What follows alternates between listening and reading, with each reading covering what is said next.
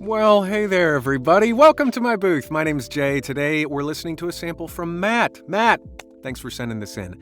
If you'd like me to listen to audio of yours and provide feedback just like today, there's a form. It's in the description. Fill it out, send me something, and we'll do one of these ASAP. But it takes me a while because a lot of folks have submitted, and I can only really do one of these reliably a week. So be patient with me, but there's also coaching available on my website, also down below. So if you don't want to wait, you can jump the line, as it were, in that fashion. With that said, Matt, let's give this a good old listen to see what we got here.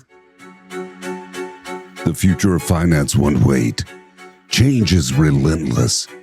It demands bold steps, innovative solutions, and a willingness to break the mold. I'm getting major Succession vibes right now, and I'm here for it. The time to chart a new course is now. Solera is here. We empower. Yeah, huge Succession vibes. As soon as that snare pops in, big Succession vibes. We empower, propel, and provide the tools needed for credit unions to chart their own course. We illuminate new possibilities so you can push the boundaries of what's possible. With inspired service, we help you navigate the unknown, seize opportunities, and fuel the transformation needed to change the lives of your members and the future of your industry. Solera is momentum for your mission. Nice.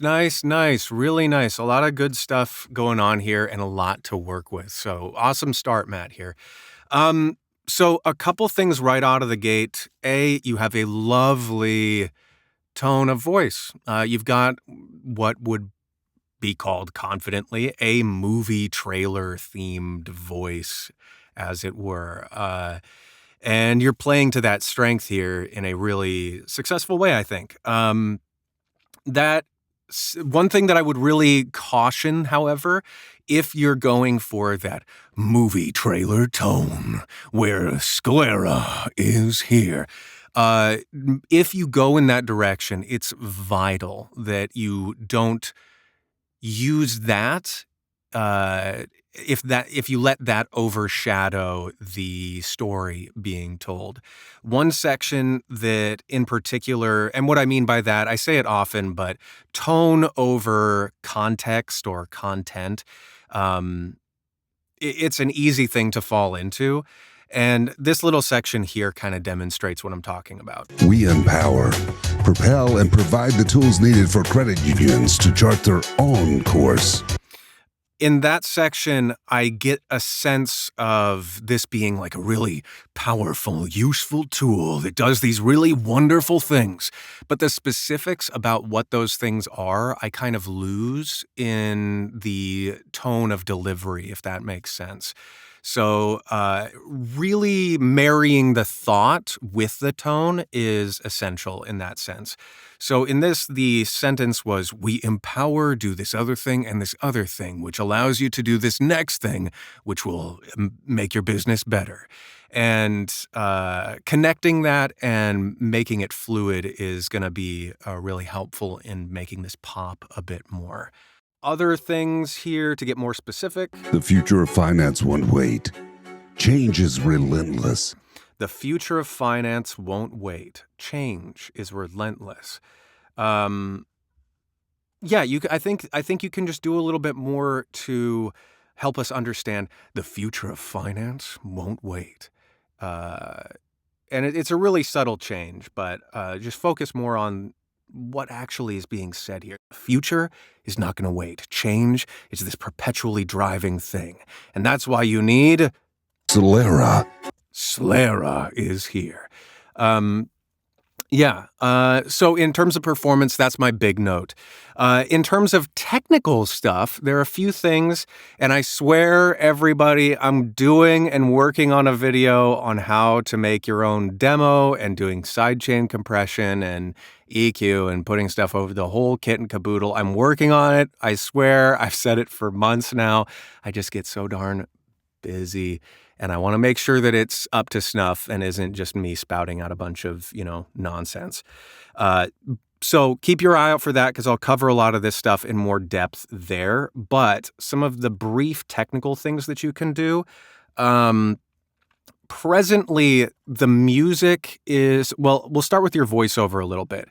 There are a couple ranges. I would watch my video on how to EQ for voiceover. There are a couple ranges in your voiceover track that are a bit muddy, I would say. For most folks, that range, it falls somewhere between 300 to 650 hertz. So in your voiceover, you can just dip that out a bit, and that'll help. It'll be difficult to hear here because the music is going to be, commingling with it. But as an example, let's see if this... We empower, propel, and provide the tools needed Yeah, so if I boost it, you can hear how it gets really muddy all of a sudden for credit union. to where it's like unintelligible. There's a little bit of that there just existing in and of itself. So you can take around 300 to 600 hertz and just dip that by 3 to 5 dB, and that'll help just to clean it up a bit. Part of the reason that that's happening, my guess, is A, your booth space. B, when folks have voices in a lower register, there's just a lot of energy in that. And by energy, I mean there's a lot of sound frequency bouncing around your space. So the potential for things to get muddy increases, particularly when you have a lower voice like you do. So there's that. There's one guy as well here on YouTube that I haven't mentioned as much as I should, but he goes by, it's Mike Russell, I believe. He's a bigger dude here on YouTube, but he works pretty much exclusively in Adobe Audition. So if you're using Adobe Audition, definitely look at his stuff. But he does primarily like radio promo type things, which are fairly aggressive in their processing, at least to my ear, in my opinion. Radio stuff, they really need it to pop because the listening environments for radio stuff aren't ideal. But he'll use a high-pass filter and put it up really high just so that it's giving space for the music as well as the voiceover. I wouldn't necessarily advise that for a lot of stuff because it does end up sounding pretty heavily processed. But I won't play it because it's going to be nonsense with the music comped in. But what he does is it looks kind of like this in terms of his processing. At times, this is a gross generalization, but his waveform looks a bit like that in terms of when he's processing stuff for voiceover. So you could look at his stuff, Matt, and see if that's appealing to you when you're comping it over music. Conversely, or in addition to that, let me change this back to flat. On your music track, you can also carve out some space for your voiceover. There are a couple ways to do this, and I've talked about it before, so I'm only going to do it kind of briefly here. But similarly, because your voice rests generally between about 75 hertz up to about 1,000 hertz, that's where the bulk of information from your voiceover is going to be. So before you comp the thing together in your multi-track session, let's just pull one open here. No, my light! Oh, well. So if your voiceover is up here, we'll just pull this guy here, and this is your music track for the sake of brevity on the bottom. What you can do with your music track is A, sidechain compression. That's coming up soon. But also with your EQ, you can dip the music in frequencies where your voiceover is. So again, your voice rests somewhere between about 75 up to about 1,000 hertz on average. You can just dip your music track to look, come on now, Jay, something like this. roughly. This is very imprecise in general, so don't just copy paste this. Use your ears. But you can do something like this, and that will help your voiceover to have more space in your in the final edit. Additionally, let's go back to this guy. What else was I going to say? The future of finance won't wait. Change is relentless. It demands bold steps, innovative solutions, and a willingness to break the mold. The time to chart a new course is now. If you're also, this is something for other folks to listen out for in your own work. If you do use proximity effect, that will heavily amplify the lower frequencies of your voice, which I would maybe venture to guess you are using here, Matt, which isn't a bad thing, to be clear, but it tends to really amplify the lower frequencies of your voiceover, and it makes it really punchy. So you'll need to curate that a bit in post, because right now it's just a little muddy, like I was saying.